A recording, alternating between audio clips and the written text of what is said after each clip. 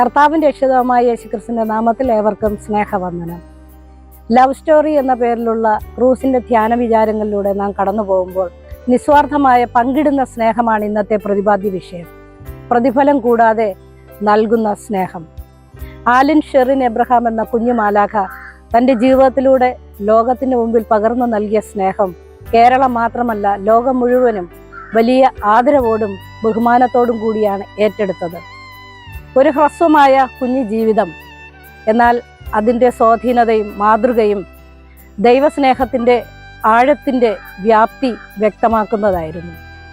തങ്ങളുടെ കുഞ്ഞ് ജീവിതത്തിലേക്ക് മടങ്ങി വരില്ല എന്ന് തിരിച്ചറിഞ്ഞ ആ നിമിഷത്തിൽ തങ്ങളുടെ പ്രയത്നങ്ങളും പ്രാർത്ഥനയും കണ്ണുനീരുമെല്ലാം വിഫലമായി എന്ന് ആ മാതാപിതാക്കൾക്ക് മനസ്സിലായപ്പോൾ അതേ വേദനയിലൂടെ കടന്നു പോകുന്ന അനേക മാതാപിതാക്കളെ കാണുവാൻ, അവരുടെ നിസ്സഹായ അവസ്ഥ മനസ്സിലാക്കുവാൻ, തങ്ങൾക്ക് ഇനിയും ജീവിതത്തിലേക്ക് മടങ്ങി വരുവാൻ കഴിയുമോ എന്നുള്ള ആശങ്കയിലായിരിക്കുന്ന കുഞ്ഞുങ്ങളുടെ ദൈന്യതയെ ചിന്തിക്കുവാൻ ആ മാതാപിതാക്കൾക്ക് കഴിഞ്ഞുവെങ്കിൽ അത് ക്രൂസിലെ സ്നേഹത്തിൻ്റെ വലിയ പ്രതിഫലനം തന്നെയായിരുന്നു എന്ന് നമുക്ക് മനസ്സിലാക്കുവാനായിട്ട് കഴിയും.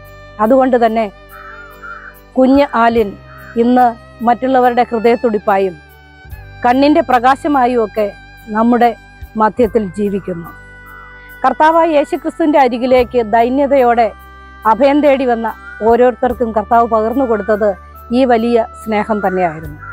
മാത്രമല്ല, അന്ത്യത്താഴ സമയത്ത് തൻ്റെ ശിഷ്യന്മാർക്ക് തന്നെ കാണിച്ചു കൊടുക്കുമെന്ന് മനസ്സിലാക്കിയിരുന്ന ശിഷ്യനും അപ്പത്തിൻ്റെ നുറുക്കുകൾ നൽകി ആശ്വാസം പകരുവാൻ അവന് കഴിഞ്ഞ സ്നേഹം. തനിക്കെതിരായി ഓടുവാൻ ആഗ്രഹിക്കുന്നു എന്ന് മനസ്സിലാക്കിയ കാലുകൾ കഴുകി അതിന് ചുംബനം നൽകുവാൻ കർത്താവിൻ്റെ ഈ അതുല്യ സ്നേഹത്തിന് കഴിഞ്ഞു എന്നുള്ളതാണ്.